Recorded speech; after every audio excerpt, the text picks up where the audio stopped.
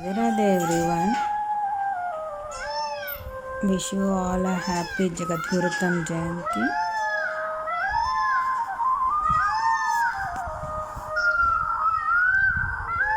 Today we are going to watch a video about Mahaarass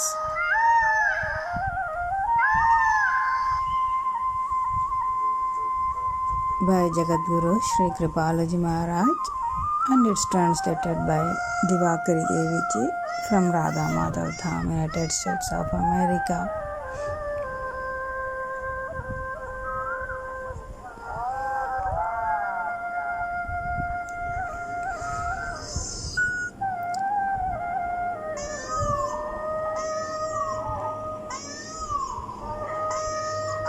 My humble pranams to my Divine Masters, Divine Lotus Feet, for giving the world the precious knowledge about Mahaarass, and not only the knowledge, but due to his compassionate, merciful nature, he has given this world the beautiful forms of SHRI RADHAKRISHN for all of us to meditate upon.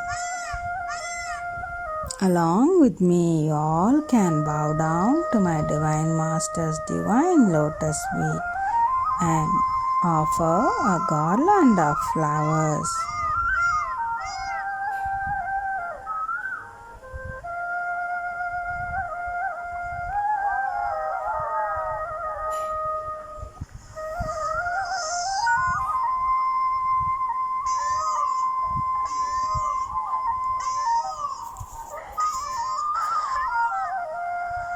Let's all pray together to follow his instructions and to put into practice and to get rid of these material sufferings forever and to walk in the path of bhakti.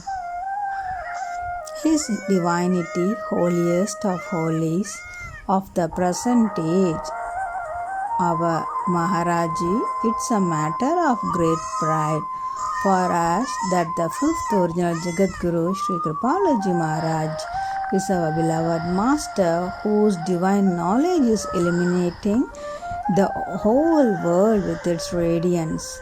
What is Jagadguru? The word Jagadguru means the entire world, which is every dynamic.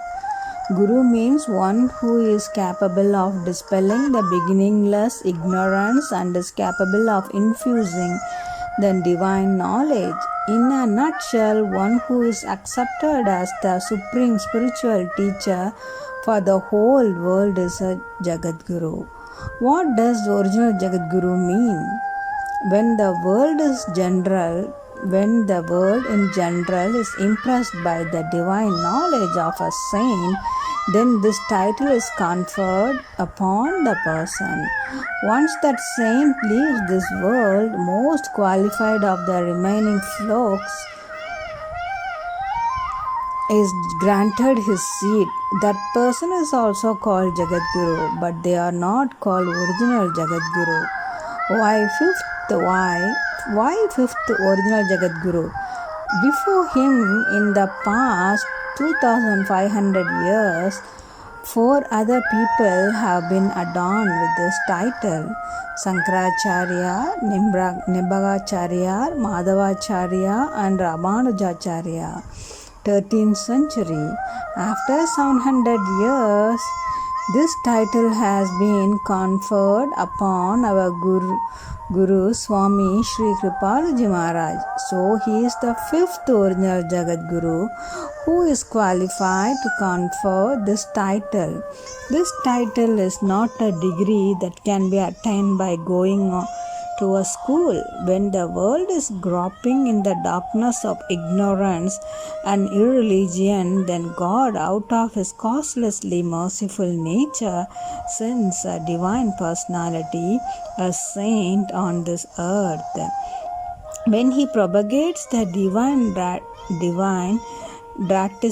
drastically different from the contemporary beliefs, all religious henchmen take offense and invite the saint for a scriptural debate. In 1957, a panel of 500 scholars also invited Sri Maharaji for such a debate. Then Jagadguru Sri Kripalu Maharaj was asked to speak for several hours each day for a period of 10 days.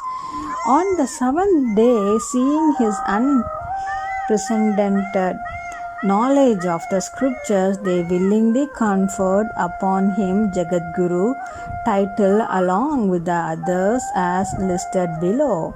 One who is proficient in all philosophies propounded in Vyakaran, Nyaya and Mimamsa, supreme teacher who competently establishes a path of God realization according to Vedic philosophy, one who reconciles all philosophies according to the scriptures and Vedas, supreme teacher for promoting Sanatan Vedic religion and the supreme master of all the authentic schools of philosophy, one who is an incarnation of veritable bhakti yoga and nectar of divine love, one who is endowed with innumerable divine attributes.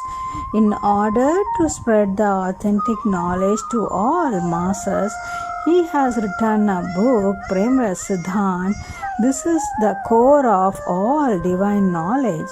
He has reconciled all the seemingly conflicting beliefs and practices. This book is available in both Hindi and English.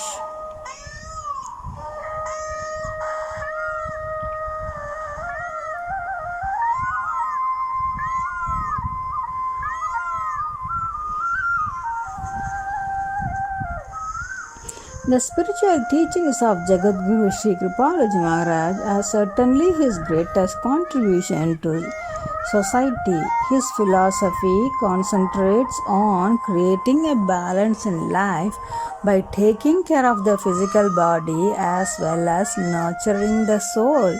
Sri Maharaji teaches and inspires his devotees from all walks of life to achieve this balance through selfless service and devotion to God. At present, there are 11 religions that are prevalent in the world: Hindu, Vedic, Jain, Buddha, Christianity, Sikh, Islam, Jew, Persian, Tao, Confucian, and Shinto. In all these religions, there are contradictions in the prescribed methods for attaining the ultimate goal of an individual soul. There are contradictions within a given religion itself. Jagadguru Sri Kripalu Maharaj, with due respect to all these religions, has reconciled all the contradictory philosophies and has prescribed a path which is common and acceptable to all, with great simplicity, clarity, and perfection, that even the profoundest spiritual wisdom can be easily understood by a common man. I'm just reading from different messages about my Divine Master. Usually I like to make flower garlands all like that. I am picking beautiful fragrant words about my Divine Master, and I am trying to make a beautiful garland to put on my Divine Master's divine lotus feet. Each moment of her life became blessed with the grace of Kishoriji, who mercifully sent her eternal devotee on this earth for us. We had the secrets of Bhajan brimming with natural emotions revealed for us. The compassion of Jagadguru Sri Kripalu Maharaj, his association, vision, and divine discourses were all transferred into his bhajans that made all souls who heard them develop a special affinity for Sri Radha Rani.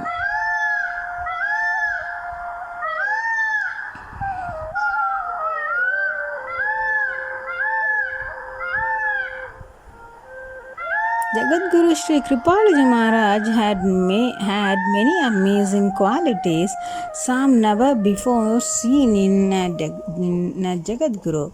For example, he possessed supreme authority in both Tattvajnana, knowledge of scriptural concepts and principles, and Bhakti, practical devotion to God, and distributed both bounteously. His tireless propagation of Madhurya Bhakti, the divine love of SHRI RADHAKRISHN, resulted in SHRI RADHAKRISHN becoming a household name all over the world. Even though saints had already shown that devotion to God was possible by engaging the mind, variously described as dhyan, sumiran, smaran, meditation, etc., Sri Maharaj for the first time renamed and redefined the process of meditation as ROOPDHYAN.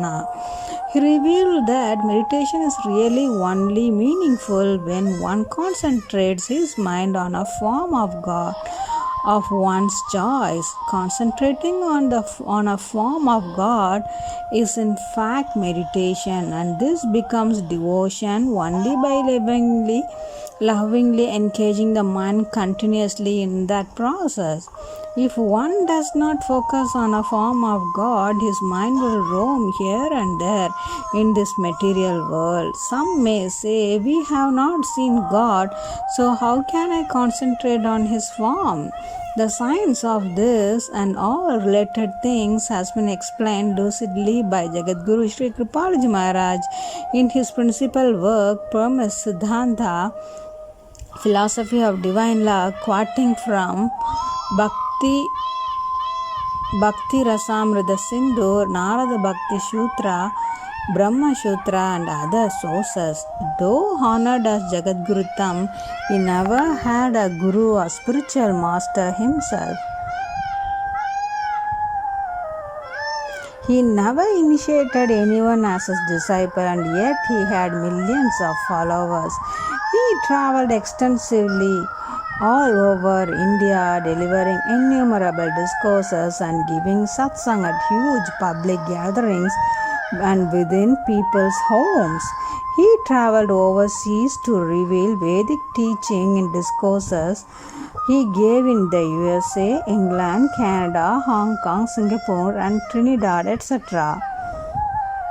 Even at the age of 90 years, he continued to quote canto, chapter, and verse from all Upanishads, the Srimad Bhagavatam and other Puranas, the Brahma Sutra, the Bhagavad Gita, and other scriptures so rapidly that listeners had to concede that he was a living example of Shostriya Brahmanishta, one who versed in the scriptures and who has attained the divine love.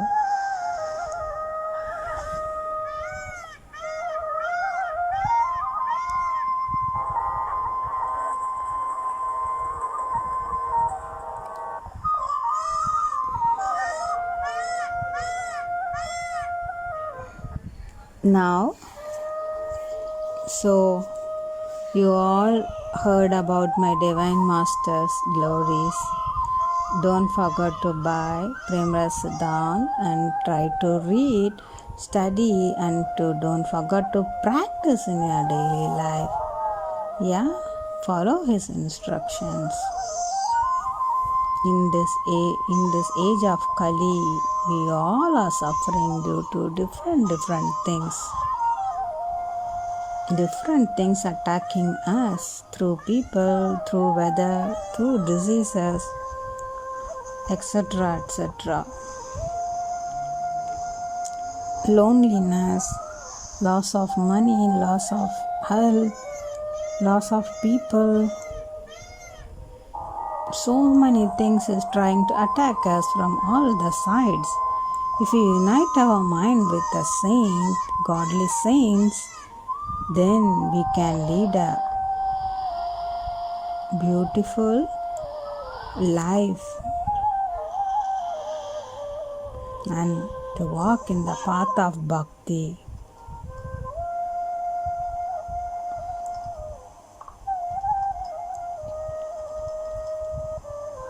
Let's all bow down again and again to my Divine Master's divine lotus feet.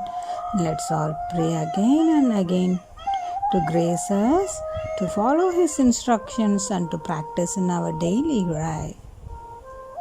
Whenever we have time, train our mind to meditate upon the beautiful forms of SHRI RADHAKRISHN along with my Divine Master, and let's all practice to chant Radhe, Radhe or Radhe Sham.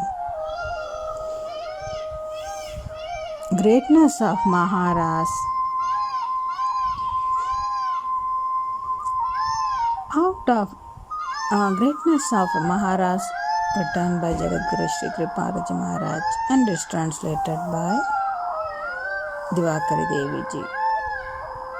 It's a lecture in Hindi. Greatness of Mahaarass. Out of all the scriptures in the Hindu religion, Bhagavad Mahapuran reigns supreme. Vedas did not write the Bhagavatam, nor did he create it. Bhagawan Shri Krishna himself, while seated in Brahma's heart, inspired the divine knowledge of the Bhagavatam in the heart of Brahma. After that, while seated in the heart of Naradji, Shri Krishna bestowed the knowledge of the Bhagavatam upon Naradji. And after that, Shri Krishna himself recited the Bhagavatam to Shukdev, and Shukdev recited it to Parikshit. The expounder of the Bhagavatam, Shukdev Paramahamsa himself is Brahm, and Parikshit became God realized in his mother's womb. The 5 chapters of the 10th canto of the Bhagavatam that describe the supreme bliss of Mahaarass are known as Panch Pran, 5 soul of Bhagavatam. In regards to the subject of Mahaarass, Rasik saints have explained that the one who is qualified to describe and to listen to the secrets of Mahaarass belongs to the 6th stage. 6th stage refers to the ultra superior stage of a spiritual practice of a jnani. Rasik saints have described that at the 5th stage, the jnani loses complete awareness of his physical identity. Above and beyond this stage, when one enters the 6th stage, he deserves the right to talk about or to hear about Mahaarass. Sri Krishna observed the full moon nights that manifested in the jungles before Mahaarass. These nights were inspired and created by Yogamaya. The length of one night of the Mahaarass was equal to one night of Brahma, which is 4,320,000,000 years. It was for these divine nights that Sri Krishna had granted a boon to the gopis during the Chirharan Leela. A Leela in which Sri Krishna stole the clothes of the little 5-year-old gopis while they were bathing in the Yamuna. Such was the effect of the night that flowers of all the 6 seasons blossomed, and Sri Krishna decided to delight the hearts of deserving souls with the supreme bliss of his infinite divine grace in the form of Mahaarass. Now associates were needed upon whom divine grace was to be bestowed. So Sri Krishna remembered Kishoriji. Kishoriji said, "Play such a melody on your flute that only those souls who deserve the supreme of Mahaarass can hear it." Lord Shankar ran upon hearing the divine sound of the flute.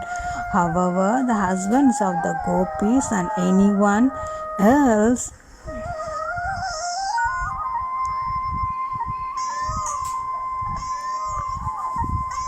and anyone else who was undeserving kept on sleeping.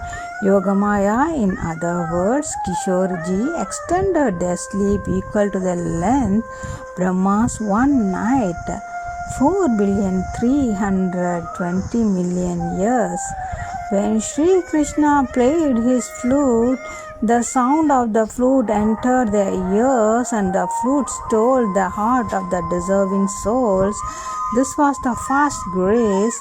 Now, when the heart was lost, the soul began frantically searching for her heart and started running in the direction of the sound of the flute, just the way she was. Out of all the gopis, some were from Golok and some gopis were young girls from Janakpur who were blessed with a bloom from Bhagavan Ram during his descension in Treta Yuga. Some were Paramahams from Dandakaranya forest, while others were Agniputra. There were 16,000 rishis performing penance in the forest during Bhagavan Ram's exile. These were the sons of Agni, god of fire. Seeing Bhagavan Ram, they all developed a strong yearning to have Bhagavan Ram as their beloved. At the end of Dwapar, these rishis became gopis. There are 5 classes of gopis ranking from the lowest to the highest. The lowest is Sakhi, higher is Nitya Sakhi, even higher is Pran Sakhi, even further higher is Priya Sakhi, and the highest is Paramashresht Sakhi, like Lalita, Vishaka, and the other 8 Mahasakhis. They are exceptionally superior. There were many different categories of saints, and all of them had their own distinctively unique and elevated state of divine stupor.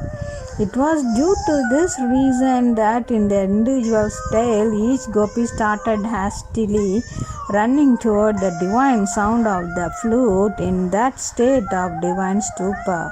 When the gopi finally reached Sri Krishna, they were told by Sri Krishna to return to their homes, and as a result, a debate took place between Sri Krishna and the gopis. Sri Krishna was defeated and he said, "I was simply testing you all." After that, Mahaarass began. At the time of Mahaarass, the gopis developed pride of being superior to other women. As soon as pride crept into the heart of the gopis, Sri Krishna disappeared with Kishorji from Mahaarass. Now the gopis began lamenting. Firstly, they asked the trees and creepers about the whereabouts of Sri Krishna and Kishorji. After that, in the Mahabhav state, they began enacting the Leelas pastimes of Sri Krishna. Upon seeing the footprints of the divine lotus feet of Sri Krishna and Kishorji, the gopis started speculating amongst themselves. Sri Krishna went from here and the gopi went along with him.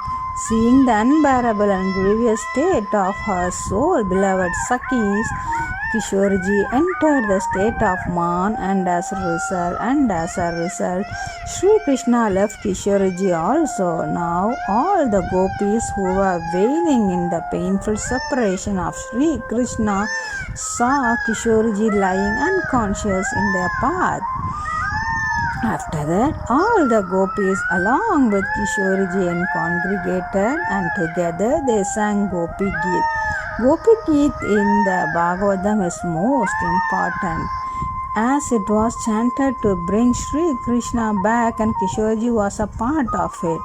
Upon hearing the rather deep and humble yearning of the gopis, Sri Krishna lost control over his heart and appeared before the gopis, who then experienced the infinite bliss of supreme divine happiness.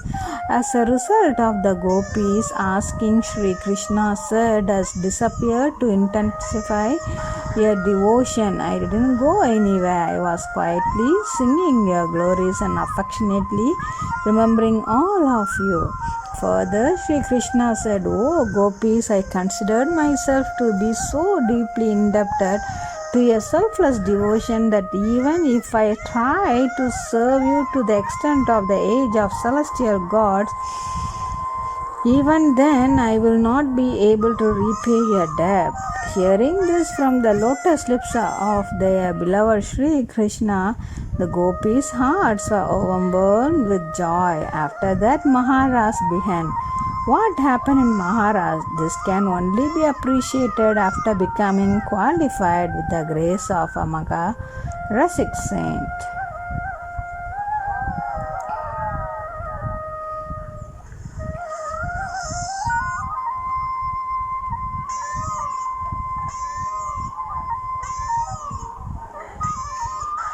So let's all become qualified. How we can become qualified?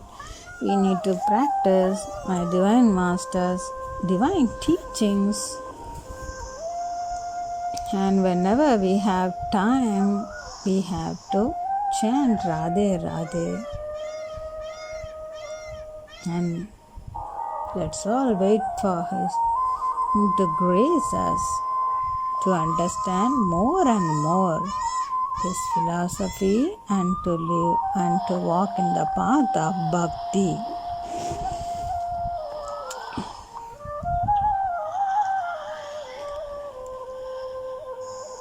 Some more I would like to share about my divine master, Tattvajnan, spiritual knowledge. We may have spent years and years reading the Vedas, the Shastras and the Holy Scriptures, and yet we have failed to understand them properly, with the result that we are not able to take any decision about what is right and what is wrong. We are only confused by a plethora of thoughts, ideas and opinions, sometimes seemingly self-contradictory, contained in them, and also those propounded by great scholars and philosophers like Shankaracharya, Ramanujacharya, Nimbagacharya and many others. This state of confusion, which has continued from time immemorial, was so easily resolved by our great spiritual master Jagadguru Sri Kripalu Maharaj, who explained to us their implied sense and guided us towards our goal. We ordinary mortals could not do it on our own in millions of years, rather in an infinite number of lifetimes. He is kind enough to give us the spiritual knowledge that helped us to realize the supreme truth. Thus, we are saved of a hard work, or else we would go on reading books after books,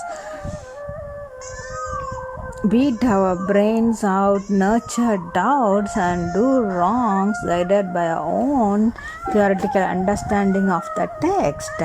It is because our intellect is under the influence of Maya, we will make our confusion worse, confounded, if we try to realize God merely by reading our scriptures.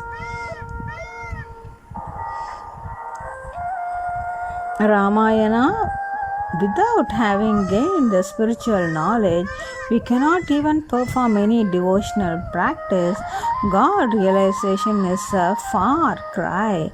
Instead, we would indulge in fallacious reasoning with our mind full of doubts and apprehensions, and would spend our entire life in this meaningless pursuit.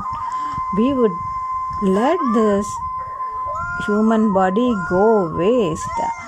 The devotional practice that we would perform would not benefit us because of our lack of proper or adequate knowledge. We would only be going around with external acts of doing japa, repetition of some deity's name, or Vedic hymns, patha, recitation of passages from scriptures, puja, ritualistic worship and going on pilgrimage. So giving the spiritual knowledge is a great grace of the Guru. The knowledge which we could not gain despite having made all efforts in infinite number of lifetimes. The same knowledge was so easily given to us by our Guru. Now it is our duty to repeatedly that knowledge to fully contemplate and make practical application, assimilate it, and of that.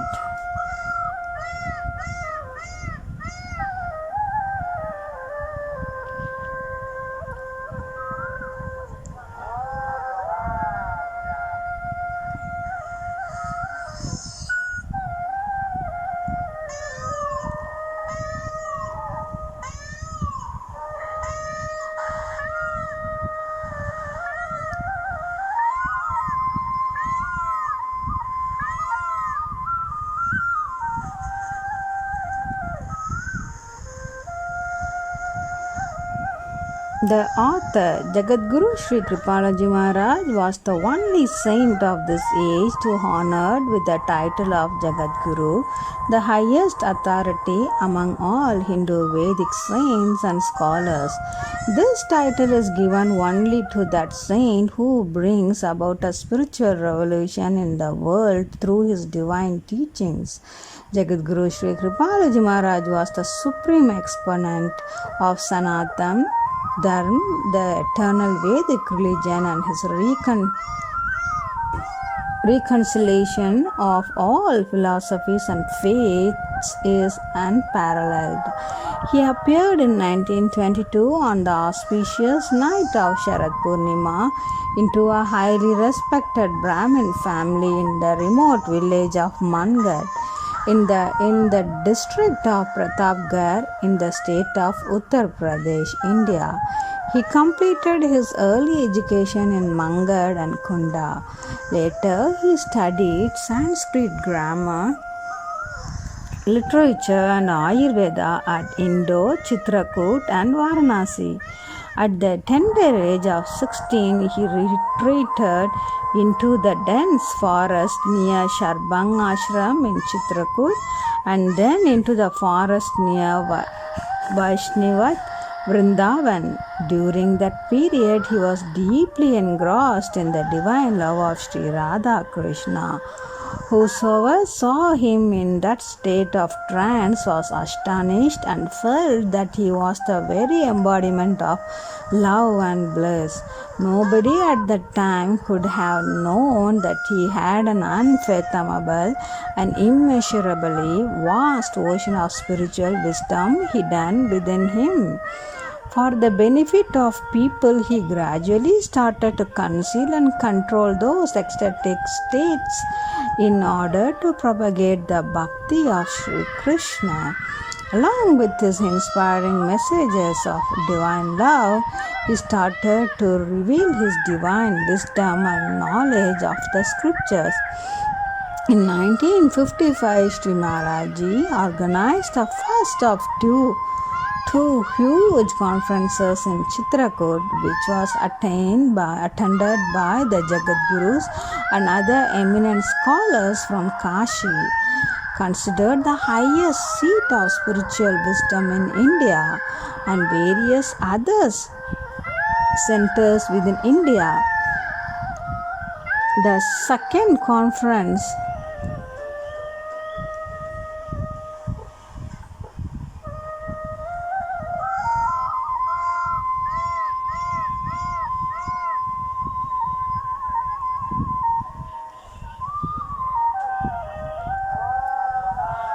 second conference took place in 1956 within the city of Kanpur. The most learned scholars of Kashi attending the Kanpur conference were amazed to see such a young man possessing such scriptural omniscience. The most eminent and universally recognized scholar present, the Chief Secretary of Kashi Vidvat Parishad, a body of 500 topmost scholars, Acharya SHRI SHRI, a leading luminary in the field of scriptural debate and a foremost philosopher of India, made a public proclamation after listening to Sri Maharaj's discourse on 19th October 1956, a part of which is quoted below. You are extremely fortunate to have in your midst a saint who can present this level of divine knowledge. Kashi is the center of spiritual learning for the entire world. We, the residents of Kashi, are seated here, hearing Sri Kripaluji's divine utterances. Yesterday, we were all compelled to accept humble submission before him. Kashi with the Parikshit invited Sri Maharaji to address them in Kashi, which he did this following year. The extraordinary discourses delivered by Sri Maharaji, Sri Jagadguru, Sri Kripaluji Maharaj, in classical Sanskrit to the scholars of Kashi with the Parikshit, combined with his out-of-this-world personality, soaked in the bliss of divine love, left the learned gathering completely spellbound. They unanimously admitted that he was not only a great scholar of the Vedas and all other scriptures, but also an embodiment of divine love. They unanimously honored him with several titles, including Jagadguru, declaring him to be Jagadguruttam, supreme amongst all Jagadgurus. This historic event took place on 14th January 1957 when Jagadguru Sri Kripaluji Maharaj was just 34 years of age. Prior to him, only 4 saints have been honored with the title of Jagadguru: Adi Jagadguru Sri Shankaracharya, Jagadguru Sri Ramanujacharya, Jagadguru Sri Nimbagacharya, and Jagadguru Sri Madhavacharya. Throughout his life, Sri Maharaji delivered hundreds of enlightening discourses, effortlessly and eloquently reciting Sanskrit verses from the Vedas, Puranas, Upanishads, Bhagavad Gita and other scriptures, leaving both the scholar and the lay person speechless. He revealed thousands of bhajans and kirtans that evoke extremely devotional sentiments within the heart, as well as explain the philosophy of the Vedas and Vedic scriptures in a very simple, practical and logical manner. He personally trained many preachers who traveled the world spreading the most authentic Vedic philosophy expounded by him. Together with his televised discourses, his teachings have now spread all over the world. The spiritual work undertaken by Jagadguru Sri Kripaluji Maharaj is certainly his greatest contribution to society.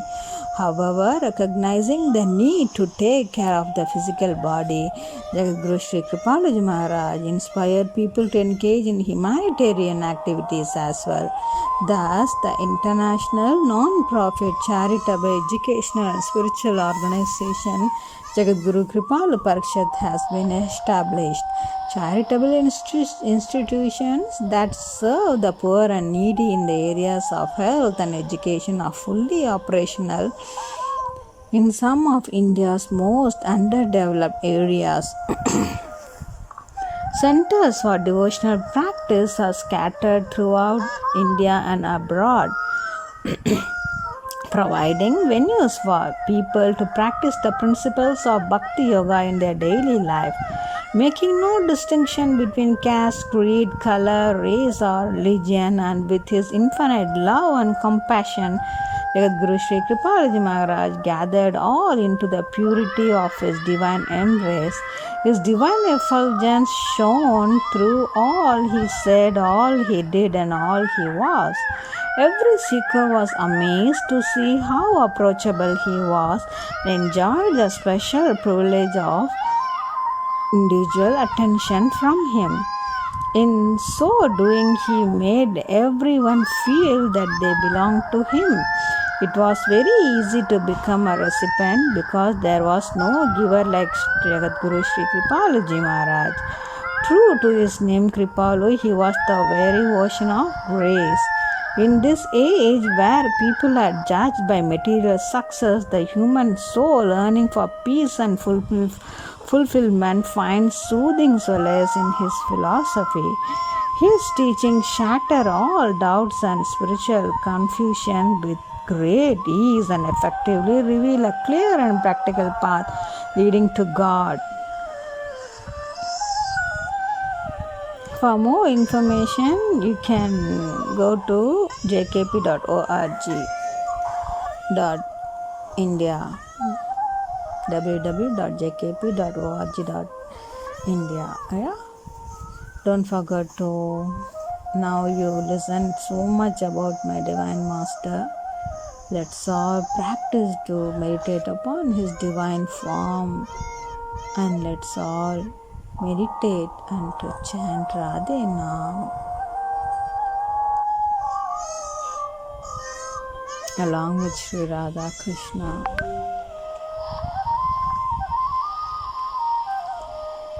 Whenever you have the time, you have time, you can listen to the YouTube channels, you can subscribe to our YouTube channels, and you can listen enormous lectures. You can download Kripalu and Sanatan Vedic Dharma apps, and you can browse our online book on JKP Literature online bookstall as well. Yeah, we'll catch you all soon with another video. Take care. Jai Jai Shri Radhe.